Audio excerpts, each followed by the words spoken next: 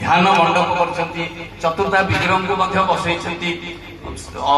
अतिथि गृह करछंती एवं यज्ञ मंडप करछंती पुष्प वाटिका पादचला रास्ता जेटी बहुत उन्नति से हे गलानी जोठी की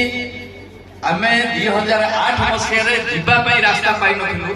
एवं महाप्रभु कोठी विराजमान करथिले बिली आम भितरे कथा चलला तीन जण आमे थिलु मु थिली आ जण रविंद्रनाथ पतिहारी से स्वर्गवास हे गलानी आ झांझपुर मठ महाराज अछंती अध्यक्ष आम तीन जण मते बाबा सचिदानंद महाराज कहले भास्कर बाबू आप गोटे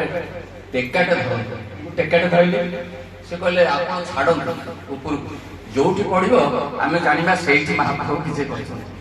मु एमती गोटे टेका पकेली सेठी जोठी पड़िला सेठी आमे गोटे चिन्ह पकेइकरी पड़ी आछथि एवं आश्चर्य मु जेतବେଳେ 2018 मते सेठी डाकिथिले जाईथिली तांकर वार्षिक उत्सव रे देखिली सेठी महाप्रभु विराजमान करछन्ती चतुर्था विग्रह आ रथ